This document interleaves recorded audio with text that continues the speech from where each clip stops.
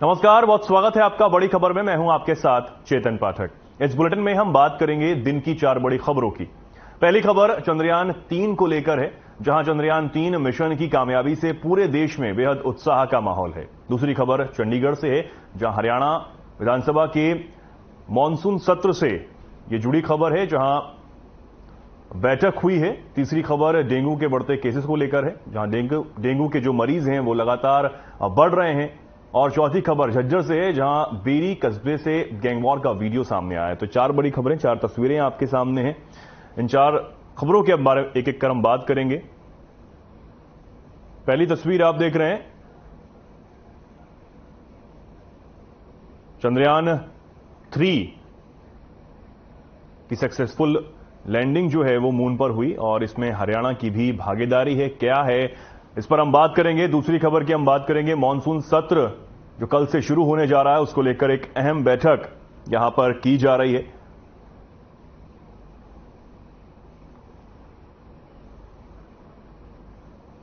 बात करते हैं पहली बड़ी खबर की।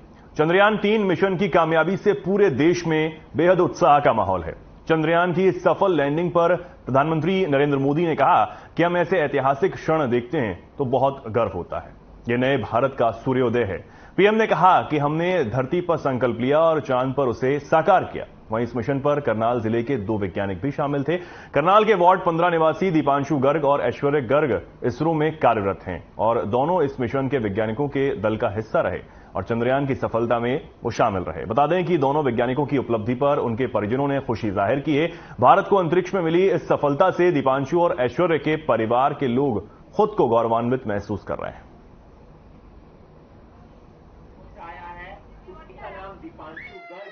बहुत खुशी हुई है। मेरा तो कल से जी बताएं। बहुत मेहनत की है बच्चे ने, स्ट्रगल बहुत किया है इसने। पढ़ाई के लिए भी दिक्कत होती, पढ़ाई के लिए बहुत स्ट्रगल किया उसने। अपनी मेहनत से वो हुआ है, सब बच्चों ने मेहनत की है। पर दीपांशु हमारे घर में बहुत स्ट्रगल करके बच्चा बाहर गया है। ये मैं चाहूंगा कि जो मतलब इसरो में उन दोनों ने काम किया है, तो ऐसे ही मैं चाहूंगा कि सबके बच्चे इसी तरह से तरक्की करते रहे और भारत का नाम रोशन होता रहे। कब बात हुई आप लोगों की और कब से वो लोग प्रयास कर रहे थे, कब उनका इसरो में? कल शाम जब इसरो में मतलब इसरो ने जब अपना चंद्रयान को लैंड किया चंद्रमा पे, उसके तुरंत बाद हमारी बात हुई है। और ये है कि उनका प्रयास है तो वो तो मतलब ये 3-4 साल से तो चल ही रहा था उनका इस पे प्रयास है।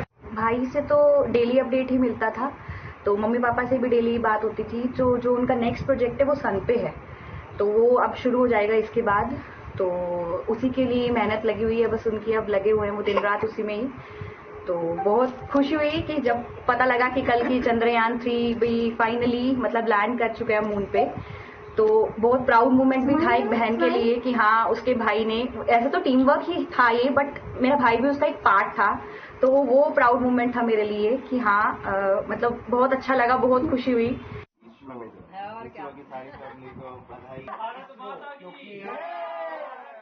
वो चांद पर पहुंचाया है। और इस खबर पर ज्यादा जानकारी के लिए हमारे साथ हमारे संवाददाता लक्ष्य वर्मा लाइव जुड़ गए हैं। वो भी इस वक्त इन वैज्ञानिकों के घर पर मौजूद हैं। लक्ष्य, क्या कुछ माहौल है वहां पर? एक बड़ी उपलब्धि देश को मिली है और हरियाणा के इन दोनों बेटों ने उस टीम में शामिल होकर देश का नाम रोशन किया है। क्या कुछ माहौल है घर में? आप अगर बातचीत कर सकें लोगों से, परिजनों से। बिल्कुल पाठक, जिस तरीके से देखा जा रहा है कल से ही पूरे देश के अंदर चंद्रयान 3 की लॉन्चिंग को लेकर कहीं ना कहीं उत्साह देखने को मिल पा रहा है। ऐसे में अगर बात की जाए हरियाणा के करनाल क्षेत्र की, करनाल जहां पर मुख्यमंत्री खुद का विधानसभा क्षेत्र है, वहीं के एक वैज्ञानिक है जो करनाल का ही एक लड़का है जिसकी जिस तरीके से परवरिश पूरे परिवार से हम जानने का प्रयास भी करेंगे। सबसे पहले मैं अपने दर्शकों को दिखाना चाहूंगा कि ये वो परिवार है। सबसे पहले जो आप देख रहे हैं पुरुष जो बैठे हैं वो चाचा जी हैं, उनके साथ में दीपांशु है उसकी जो बहन है, और दीपांशु के चाची हैं, चाचा चाची और दीपांशु की बहन। इस समय आप तस्वीर स्क्रीन पर जो अपने टीवी स्क्रीन पर देख रहे हैं, और इनके साथ साथ अगर बात की जाए जो दीपांशु जो साइंटिस्ट है उनके पड़ोसी हैं, यानी उनके नेबर हैं, और इनके साथ साथ अगर बात की जाए पूरा का पूरा परिवार सुबह से ही खुशियों में जुटा हुआ है। चाहे केकों की बात की जाए या फिर मिष्ठान की बात की जाए, लगातार लोगों का तांता जरूर जुड़ा हुआ है। और ऐसे में अब जानकारी लेने का प्रयास करेंगे किस तरीके का माहौल इस समय करनाल शहर के अंदर देखने को बन पा है। वो भी सबसे पहले बात कर लेते हैं दीपांशु की बहन से। सबसे पहले हर खबर न्यूज से आपको बहुत बहुत शुभकामनाएं। आपका भाई आज कहीं ना कहीं उत्साह भी होगा, आपका परिवार भी उत्साह होगा, और जो मुकाम उन्होंने आज हासिल करे कैसे देख रहे हैं? जी, पहले तो सारे करनाल वासियों को बहुत बहुत शुभकामनाएं। बहुत प्राउड फील हो रहा है, बहुत खुशी है। सुबह से सब रिलेटिव से फोन आ रहे हैं, आसपास लोगों के फोन आ रहे हैं, भाई से रिलेटेड कि हाँ बहुत मतलब बहुत अच्छा काम किया, तो बहुत खुशी हो रही है, बहुत प्राउड फील हो रही है अपने भाई के ऊपर। यहाँ एक इसरो से चंद्रयान-3 जो लैंडिंग हुई है, मेरा भाई भी उसमें एक मेंबर था, उसने भी एक महत्वपूर्ण रोल वहाँ पे निभाया, तो बहुत खुशी हुई है। भाई के साथ भाभी का भी काफी अहम रोल रहा। हाँ जी, बहुत बहुत। बट इवन मेरी भाभी मेरे भाई की सीनियर है, तो दोनों ही इसरो में साइंटिस्ट हैं, तो दोनों का ही बहुत योगदान था चंद्रयान-3 के उसमें। तो बहुत खुश हैं, सब फैमिली मेंबर्स बहुत खुश हैं, बहुत प्राउड हैं दोनों के ऊपर। भाई बहन का नाता कहीं ना कहीं एक अलग सा होता है, हर चीजें कहीं ना कहीं डिस्कस की जाती हैं। बात की जाए बचपन की, तो किस तरीके का बचपन रहा आप लोगों की, किस तरीके की खट्टी मीठी वो यादें, वो कुछ साझा करना चाहेंगे? कि बचपन जैसा हर भाई बहन का होता है, लड़ाई होती थी, झगड़े होते थे, प्यार भी उतना ही होता था, तो ऐसा ही बचपन था हमारा। पढ़ते थे, मेरे भाई ने तो इवन कभी ट्यूशन भी नहीं रखी, जैसे आजकल की जनरेशन है वो क्या करती है, ट्यूशन पे ही बेस होती है कि ट्यूशन के बिना उनका कोई काम नहीं करता। पर जो मेरा भाई है उसने जो अपनी स्कूलिंग कंप्लीट की वो विदाउट ट्यूशन करी, तो सेल्फ स्टडी करता था वो, तो उसका शुरू से ही पढ़ाई में इंटरेस्ट था, उसको लगन थी कि हाँ उसको कुछ करना है। अगर जी लक्ष्य, इनकी बहन से बोलिए कि रक्षाबंधन भी है इसी महीने अंत में, और एक तरीके से उनके भाई ने चंदा मामा को ही लाके इनको गिफ्ट में दे दिया है। बिल्कुल बिल्कुल पाठक, जिस तरीके से कहावतें जरूर बनी हुई है इस विषय में। एक जिस तरीके से आपको भी जानकारी होगी, अब रक्षाबंधन आ रहा है, ये कहावत होती थी चंदा मामा दूर के, एक वो भी कहावत थी, और इसके साथ आज शायद आपको वो तोहफा भी आज भाई ने आपकी हथेली पर लाकर रख दिया, वो चांद आपकी हथेली पर रख दे दिया, कैसे देख रहे हैं उस चीज को? और दूसरा मेरा इसके साथ सवाल ये है, बचपन में हम अपना निक नेम रखते थे भाई बहन, क्योंकि आप हैं, तो कैसे अपने जो भाई को किस तरीके किस नाम से पुकारते थे, वो आपको किस नाम से पुकारते थे, वो कुछ यादें हमारे साथ साझा की थी? मेरा भाई का वैसे जो ऑफिशियल नाम है वो दीपांशु है, बट उसको घर में हम धीरज बुलाते थे। तो धीरज नाम से जैसे स्पष्ट हो रहा है आपको कि धैर्य रखने वाला, बट उसमें धैर्य नहीं था। वो हर चीज को लेकर एक्साइटेड रहता था, चाहे वो पढ़ाई हो चाहे वो खेल हो, सारी चीज को लेकर एक्साइटेड रहता था। तो ऐसा ही था हमारे बचपन, तो उसको धीरज बुलाते थे हम घर में। तो सब मतलब वही खट्टी मीठी यादें सबके जीवन में होती है, सबके बचपन कुछ ऐसी यादें जो जहन में हो, ताजा हो रही हो, ऐसी कुछ किस तरीके से देख रहे हैं? वही लड़ाई झगड़े होते थे जैसे हर भाई बहन में होते हैं, वो मुझे मारता था, वैसे भी मतलब क्योंकि मेरे से बड़ा था तो ऑब्वियसली मैंने बहुत मार खाई है उससे। तो पढ़ाई से लेकर वो मेरे को बहुत बोलता था कि हाँ भाई पढ़ ले, क्योंकि उसका पढ़ाई की तरफ काफी इंटरेस्ट था, मैं थोड़ा सा चंचल थी हाँ, बट उसका काफी शुरू से इंटरेस्ट था, तो वो यही बोलता था कि हाँ भाई, मेरे को हमेशा यही समझाता था कि हाँ पढ़ाई की तरफ ध्यान दे, पढ़ाई की तरफ ध्यान दे। आगे में बात भी हुई होगी आपसे, अगला जो स्टेप है, अगली रणनीति है, अगला जो एम है वो क्या रहने वाला है, वो उस विषय में बात हुई होगी आपकी? जो प्रोजेक्ट है उनका सन है, तो मेरा भाई मतलब एज टीम मेंबर उसमें है, तो जो उनका नेक्स्ट प्रोजेक्ट है वो सीधे के आसपास जो है वो ऑफिशियली लॉन्च होगा, तो उसमें वो as a main team member काम। ठीक, तो कहीं ना कहीं देख सकते हैं बहन के अंदर उत्साह देखने को बन पा है, परिवार के अंदर पूरा देखने को बन पा है। चाचा जी से ही बात कर लेते हैं, चाचा जी में कितनी खुशी है, क्योंकि काफी अहम रोल इन्होंने भी निभाया है जो हमें जानकारी मिली है। सबसे पहले आपको बहुत बहुत शुभकामनाएं, आपके परिवार को शुभकामनाएं। चाचा जी को तो खुशी इतनी है कि मैं बयान नहीं कर, शायद उसके पापा को भी इतनी खुशी नहीं होगी जितनी मुझे है, और मतलब पूरे करनाल वासियों को भी बहुत खुशी है जो उसमें काम कर रहा है, इसरो की पूरी की। कुछ यादें किस तरीके से आप साझा करेंगे? यादें तो साझा ये कि स्कूल में एडमिशन कराना तो मैंने कराना, कॉलेज में एडमिशन कराना तो मैंने कराना, क्योंकि पापा तो इतना वो नहीं थे कि वो करें, और जो मैं इतना एक्टिव था तो मुझे ही जाना पड़ता था सब जगह उनके साथ। इवन अभी स्कूल से मैम का भी फोन आया था, अनुपम मैम का, ऐसे रास्ते कि चाचा को बधाई हो कि जो स्ट्रगल तुमने करा है, जो उनके फादर ने करा है, आज दीपांशु ने वो कर दिखाया। एक आप मुझसे बात साझा कर रहे थे कि अभी ऐसा भी दौर मैंने देखा, दीपांशु ऐसा दौर भी देखा जब वो स्टडी करने के लिए बुक भी अवेलेबल नहीं हो पाती थी, क्योंकि फादर साहब जो दीपांशु के हैं वो प्राइवेट सेक्टर में जॉब करा करते थे। बिल्कुल, ये था कि शुरू से मैं बुक लाइन में ही काम किया है मैं, तो ये था कि कई बार उसके पास नहीं होता था बुक के लिए, तो मैं अपना अरेंज कहीं ना कहीं से उसको करा देता था। कभी मैं बरेली से लेकर आ रहा, कभी मुरादाबाद की बुक लेकर आ रहा, तो फोन पे कर देता था कि मुझे ये वाली बुक चाहिए, तो वहाँ से मुझे जो मिल जाती थी, कम पैसे में मिल जाती थी, वो मैं लाके इन बच्चों को सबको दे। आज वो सपना साकार हो रहा है, जो उनकी मेहनत है वो रंग भी लाई है। बिल्कुल, वो मेहनत रंग लाई है, बिल्कुल रंग लाई है। उसने सबके अपने दादी के सपने भी पूरे किए हैं, माँ बाप के भी सपने पूरे किए, चाचा चाची हम दो भाई हो रहे हैं, मतलब एक चाचा हो रहे हैं, उनके सबके सपने पूरे किए। जानकारी ये भी मिली है सबसे ज्यादा क्लोज भी आपके रहते थे।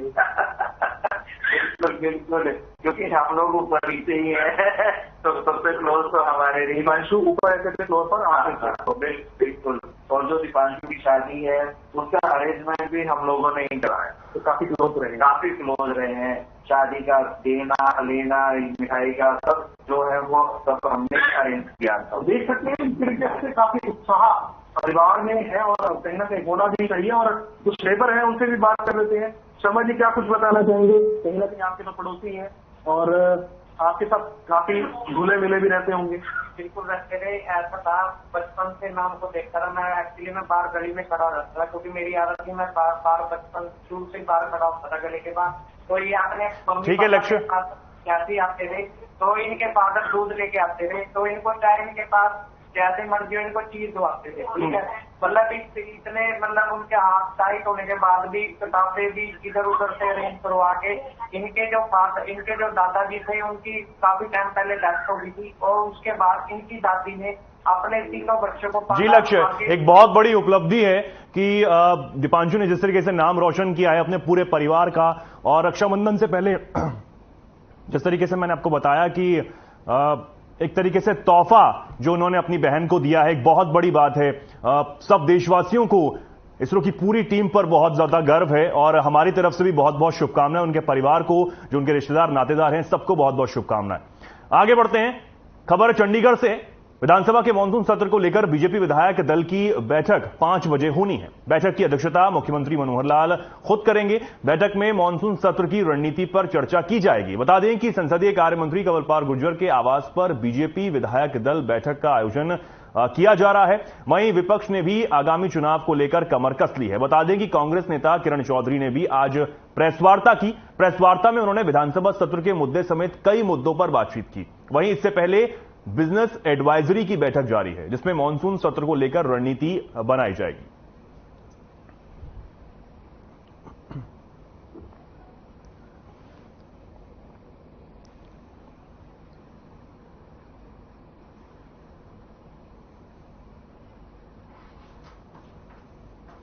और इस खबर पर ज्यादा जानकारी के लिए हमारे साथ हमारे संवाददाता चंडीगढ़ से ओपी शर्मा जुड़ गए हैं।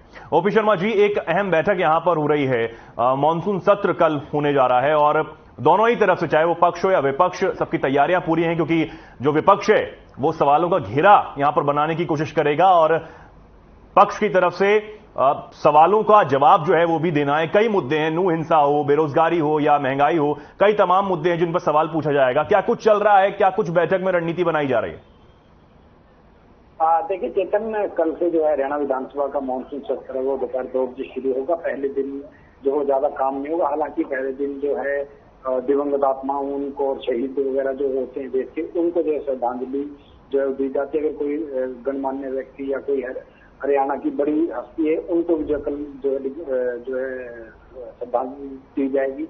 उसके बाद जो है 0 आवर होता है, फिर क्वेश्चन आवर होता है और फिर सरकार अपने कुछ विधायी कार्य करती है। तो कल जो है शायद इतना ज्यादा हंगामा ना हो, लेकिन अगले 2 दिन जो अगले शनिवार इतवार की छुट्टी के बाद सोमवार से दोबारा विधानसभा का जो सेशन शुरू होगा अगले 2 दिन में काफी हंगामेदार होने की उम्मीद है, क्योंकि इस बार विपक्ष के पास जो है 3-4 ऐसे बड़े मुद्दे हैं जो पूरे प्रदेश की जनता को कहीं ना कहीं अट्रैक्ट करते हैं, जिनके ऊपर वो आक्रामक होकर कहीं ना कहीं जनता के बीच सरकार की जो पोल खोल सकते हैं। जिनमें सबसे बड़ा मुद्दा अगर हम बात करें तो बाढ़ से जो प्रदेश में नुकसान हुआ था, उससे करीबन 13 दिनों को जो है नुकसान पहुंचा था, 50 लोगों की मौत भी हुई है, काफी व्यापक जो है उससे नुकसान हुआ। दूसरा सीईटी कॉमन एंट्रेंस टेस्ट जो 50,000 बच्चों ने एग्जाम दिया था, उसके अंदर 41 क्वेश्चन जो रिपीट हुए थे, उसको लेकर भी जो है वो काफी हंगामा हो सकता है। और तीसरी बात करें तो मेवात का जो कांड हुआ है उसको लेकर भी कांग्रेस जो है कहीं ना कहीं सरकार को घेरनी करेगी, और इसी को लेकर आज दोनों पार्टियों की तरफ से अपने अपने विधायक दलों की बैठक बुलाई गई है। करीबन 5 बजे हरियाणा निवास के अंदर हरियाणा बीजेपी की विधायक दल की जो बैठक होगी, जिसकी अध्यक्षता मुख्यमंत्री मनोहर लाल करेंगे और हरियाणा के तमाम विधायक जो उसमें शिरकत करेंगे। वहीं 5:30 बजे के आसपास हरियाणा कांग्रेस की बैठक भी जो बुलाई गई है, जिसकी अध्यक्षता नेता विपक्ष भूपेंद्र सिंह हुड्डा करेंगे। तो दोनों तरफ से एक तरफ से रणनीति बनाई जाएगी और दूसरी तरफ से जो है सवालों के जवाब जो भी मुद्दे विपक्ष उठाएगा भारतीय जनता पार्टी उनके ऊपर जो है अपना होमवर्क करेगी। किस तरीके से अगर विधानसभा में कुछ भी मुद्दा विपक्ष उठाता है तो सरकार की तरफ से कौन कौन से मंत्री या कौन कौन से विधायक हैं जो उन पर पूरी तैयारी करेंगे, पूरा होमवर्क करके अपने फैक्ट के साथ जो है वो तैयार रहने को उन सभी को हिदायतें दी जाएंगी। इसके अलावा सरकार भी कहीं ना कहीं विपक्ष को जो घेरने का जो है वो काम करेगी। तो इन सभी बातों को लेकर आज जो है वो बैठक होनी। हालांकि कांग्रेस की एक विधायक दल की बैठक पहले जो है वो करीबन 4 दिन पहले जो है वो चंडीगढ़ में हो चुकी है, उसमें जो है वो तमाम मुद्दों के ऊपर चर्चा हो चुकी है। लेकिन आज एक बार फिर दोबारा जो है वो बैठक बुलाएगी, जिसमें हरियाणा कांग्रेस के प्रभारी जो दीपक बावरिया है वो शिरकत करेंगे। जी क्योंकि विपक्ष लगातार इस पर रणनीति बना रहा है, लोकसभा चुनाव भी आगे और उससे पहले ये मानसून सत्र बेहद अहम होने वाला है। अगर विपक्ष की बात की जाए तो जैसे जैसे हमने बताया कि 4 दिनों के लिए चंडीगढ़ दौरे पर हैं और अलग अलग जगह वो जाकर लोगों से बात करेंगे, नेताओं से बात करेंगे। हम दीपक बावरिया की बात कर रहे हैं, विपक्ष के प्रभारी हैं, कांग्रेस के प्रभारी हैं यहां पर। उनका क्या कुछ कहना है? क्या उनके पास अब तक क्या रणनीति बन पाई है? क्या नेताओं ने उनसे कोई बातचीत की हो? क्योंकि जिस तरीके से कांग्रेस इस बार हुंकार भर रही है, भूपेंद्र सिंह हुड्डा दावेदारी पेश कर रहे हैं, कह रहे हैं कि सरकार तो अब कांग्रेस की ही बनेगी। देखिए चेतन, सरकार किसकी बनेगी किसका नहीं बनेगी ये लोकतंत्र में जनता तय करती है, लेकिन सभी पार्टियों को जो है वो कहीं ना कहीं सरकार बनाने का दावा करने का पूरा अधिकार है। विपक्ष सरकार में आने का दावा कर सकती है, सरकार जो है दोबारा रिपीट करने का दावा कर सकती है। तो ये सब अपने दावे और अपने अधिकार और जिम्मेवारी जिसके तहत सभी लगे रहते हैं। जहां तक कांग्रेस के प्रभारी दीपक बावरिया के चंडीगढ़ दौरे का मतलब संबंध है, तो वो सिर्फ लोकसभा चुनाव को लेकर आ रहे हैं और हरियाणा कांग्रेस में जो गुटबाजी चल रही है उसको दूर करने को लेकर वो कार्यकर्ताओं से राय मशवरा कर रहे हैं। अब तक हरियाणा में आज तक अगर माने तो कुल 8 लोकसभा सीटों की जो है वो समीक्षा बैठक हो चुकी है और आज माफ कीजिएगा, आज हिसार लोकसभा के कार्यकर्ताओं और नेताओं से जो है जो प्रदेश प्रभारी दीपक बावरिया हैं उनकी तरफ से जो है 1-to-1 बातचीत की और उनसे सुझाव लिए गए। साथ ही जो प्रदेश कांग्रेस की कार्यकारिणी बनानी है उसको लेकर भी जो है सुझाव मांगेंगे। तो आज उनका चंडीगढ़ में होना और कांग्रेस की विधायक दल की बैठक होना एक संयोग है, जिसमें प्रभारी होने के नाते वो भी चले जाएंगे, क्योंकि प्रदेश अध्यक्ष जो हरियाणा के वो विधायक नहीं, लेकिन वो भी जो सीएलपी की बैठक होते हैं उसमें वो शामिल रहते हैं। तो प्रभारी होने के नाते और पार्टी का वरिष्ठ नेता होने के नाते वो भी आज बैठक में जो है शिरकत करेंगे। जी ओपी शर्मा जी, अगर पक्ष की बात करें, सरकार की तरफ से भी यहां पर जो रणनीति है वो बनाई जा रही है। लोकसभा चुनाव हैं और विधानसभा चुनाव भी हैं, तरह तरह की जो चुनावी वादे हैं वो भी लगातार यहां पर किए जा रहे हैं। लेकिन उससे पहले एक अहम भूमिका इस मानसून सत्र को लेकर निभाई जा रही है कि किस तरीके से उन सवालों का जवाब दें, क्योंकि सबसे बड़ा मुद्दा विपक्ष जो उठाने जा रहा है, जो बार बार विपक्ष कह रहा है, वो यही है कि हम नूह हिंसा पर जो तमाम सवाल हैं वो पूछने वाले हैं कि क्यों ये हिंसा हुई, क्या इसके पीछे वजह रही, क्या जांच अभी तक हुई है और किस तरीके का लोगों को आपने अभी तक जो उम्मीद उनकी थी किस तरीके की राहत सरकार ने पहुंचाई है। तो इन सवालों से कैसे टैकल करने वाली है सरकार? देखिए चेतन, सबसे पहले तो मैं आपको ये बता दूं कि चाहे किसी भी विधानसभा का कोई भी मानसून सत्र हो, बजट सत्र हो या फिर शीतकालीन सत्र हो या इसी तरह लोकसभा की भी अगर हम बात करें तो ये जितने भी सत्र होते हैं ये सरकार के लिए जो है उनके विधायी कार्य करवाने का एक अवसर होता है। वहीं विपक्ष के पास जो है सरकार की ही जो गलत नीतियां या पॉलिसीज हैं उनको लेकर घेरने का एक अच्छा जो है मौका होता है। और ऐसे में इस बार जो मौके और जो मुद्दे हरियाणा के अंदर बने उनको लेकर कहीं ना कहीं कांग्रेस जो सरकार को घेरने की कोशिश करेगी। जाहिर सी बात है, अभी लोकसभा के चुनाव में 6 महीने के आसपास का जो वक्त बचा है, लोकसभा की बात करें तो करीबन 1 साल का वक्त बचा है। तो ऐसे में कांग्रेस चुनाव में जाने से पहले सरकार को पूरी तरीके से नकाब करने की जो वो बेनकाब करने की जो पूरी कोशिश करेगी ताकि अगले चुनाव के अंदर जनता को पता लगे कि सरकार की क्या कमियां। लेकिन अब विपक्ष के सवालों का बीजेपी किस तरीके से जवाब देती सरकार में, किस तरह के आंकड़े लेके आती है, तो उसका देखना है कि वो विपक्ष को किस तरीके से। ठीक है ओपी शर्मा जी, बहुत धन्यवाद आपका हमारे साथ जुड़ने के लिए और ये जानकारी हम तक पहुंचाने के लिए।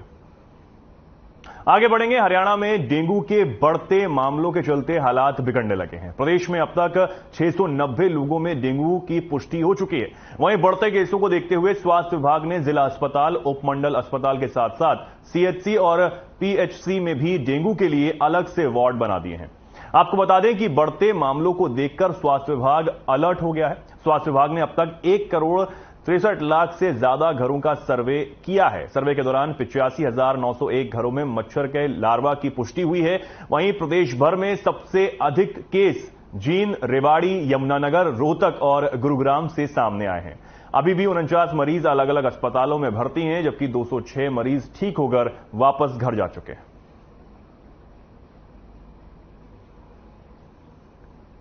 आगे बढ़ेंगे। झज्जर शहर का एक सीसीटीवी फुटेज निकलकर सामने आया है, जिसमें शहर की सड़कों पर गैंगवॉर होता नजर आ रहा है, जिसमें एक कार में आए गुंडे झज्जर के बेरी इलाके में एक अन्य कार में कुछ व्यक्तियों को निशाना बनाते हुए दिखाई दे रहे हैं। बता दें कि गाड़ी में सवार एक व्यक्ति की मौत हो गई है, जबकि 2 गंभीर रूप से घायल बताए जा रहे हैं। मिली जानकारी के मुताबिक वारदात की जिम्मेदारी विदेश में बैठकर गैंग ऑपरेट कर रहे गैंगस्टर हिमांशु उर्फ भाऊ रिटोलिया ने ली है। ये गैंगस्टर नीरज बवाना गैंग से संबंध रखता है। बता दें कि गैंगस्टर भाऊ रिटोलिया ने इंस्टाग्राम पर पोस्ट डालकर वारदात की जिम्मेदारी भी ले ली है। गैंगस्टर भाऊ ने अपनी पोस्ट में लिखा है, गाड़ी में सवार सभी को मारने का टारगेट था, लेकिन 2 लोग बच गए हैं। कोई नहीं, जल्द ही इनको भी भेजेंगे उनके दोस्तों के पास। हमारी टीमें हैं वो कल रात्रि में भी कई जगह रेड किए उन्होंने, और वो अभी मेहनत कर रही हैं इसमें। कुछ जो क्लूज हैं उन पर कार्य हो रहा है और शीघ्र से अतिशीघ्र जो है हम इसको ट्रेस करेंगे और जो भी इसमें अपराधी हैं, जो भी आरोपी हैं, उनको अरेस्ट करेंगे। सर, भाऊ ने पोस्ट में ये कहा है कि जो मुख्य टारगेट था वो अभी बचा है, क्या उसके लिए क्या उसमें जो है उस विषय पर भी हमें पहले तो उस पोस्ट का जो क्या वैलिडिटी है, वो कितनी ऑथेंटिक है, वो एक बार एग्जामिन कर रहे हैं और हम इंश्योर करेंगे, क्योंकि वो हमारे यहाँ का रहवासी नहीं है, कि वो सुरक्षित रहे। तो एक बार पहले तो पोस्ट हम वेरीफाई करवा लेते हैं कि कहाँ से डाली गई है, किसने डाली है, कितनी ऑथेंटिक है, और उसके बाद ही उसमें जो भी अगला कानूनी सम्मत कार्रवाई बनती है वो की जाएगी। सूचना मिली थी बिबेरी में गोली चल गई। जो सूचना पर एसएचओ ने मेरे को बुलाया, मौके पे पहुंचा हूँ, तब 20 करी पता चला भी तीन गोली लग रही है, 2 घायल, 1 की मौके पे मृत्यु हो गई थी। आज इसकी मृत्यु थी, उसका पोस्टमार्टम कराने लग रहे हैं। क्या नाम है? मृतक का नाम है अनीश, गांव तलाव का रहने वाला है। कितनी गोलियां लगी इसको? करीब 7-8 गोली लगी है। ये भी किसी गैंगवर से जुड़े हुए? शायद गैंगवर से जुड़े हुए हैं। किस गैंग से जुड़ा हुआ? ये शायद बाऊ गैंग की एंटी है। और इस खबर पर ज्यादा जानकारी के लिए हमारे साथ हमारे संवाददाता सुमित जुड़ गए हैं। सुमित, क्या कुछ ये पूरा मामला है? पुलिस अब इस मामले में क्या कुछ कर रही है? क्या किसी को पकड़ा गया अभी तक? मैं बता दे रहा हूँ आपको, झज्जर जिले के बेरी कस्बे में कल जो है गैंगवार हुई थी और उसकी सीसी फुटेज भी सामने आई है। इतना ही नहीं, इस वारदात की जिम्मेदारी विदेश में बैठे गैंगस्टर ऑपरेटर जो है हिमांशु बाऊ ने खुद जो है नीरज गोवाना गैंग से ताल्लुकात रखते हैं, उन्होंने खुद जिम्मेवारी दी है। और देरी में जो दुजाना चौक है, ब्रेजा गाड़ी के सवार होकर जो बदमाश आए थे और प्लेनो गाड़ी पर सवार लोगों पर ताबड़तोड़ गोलियां बरसा दी थी। इस वारदात में जो गांव तलाव निवासी है तो उस अनीत नामक व्यक्ति है, उसको गोलियां लगी थी, जो कि मौके पर ही मौत हो गई थी। जबकि 2 अन्य लोग जो कार सवार थे बैठे थे, उसमें 2 गंभीर रूप से घायल हो गए थे। घायलों को तो चिकित्सकों ने रोहतक पीजीआई रेफर कर दिया था। और साथ ही जो मृतक है अनीत, पुलिस ने उसके शव को अपने कब्जे में लेकर पोस्टमार्टम के लिए नागरिक अस्पताल भिजवा दिया था। इसका आज शव का पोस्टमार्टम कराया गया। और पुलिस जांच अधिकारी है रणदीप, उन्होंने साफ तौर पर बताया कि 10 लोगों के खिलाफ मामला दर्ज कर दिया हत्या का। और फिलहाल जो है मृतक के शव का पोस्टमार्टम कराकर 6 परिजनों को सौंप दिया है और बोर्ड के द्वारा जो है पोस्टमार्टम कराया गया था। वहीं पुलिस अधीक्षक ने भी कहा है कि जल्द से जल्द आरोपियों को गिरफ्तार कर दिया जाएगा। अभी जो पुलिस टीम बनाई गई है आरोपियों को पकड़ने के लिए, फिलहाल पुलिस के हाथ अभी खाली है। अभी चारों तरफ नाकेबंदी भी की गई थी, लेकिन जो है आरोपी जो है मौके से फरार हो गए थे। फिलहाल पुलिस अपनी कार्रवाई में जुटी हुई है। ठीक है सुमित, बहुत धन्यवाद आपका हमारे से जुड़ने के लिए और ये जानकारी हम तक पहुंचाने के लिए। तो फिलहाल के लिए इस खास कार्यक्रम में इतना ही। नमस्कार।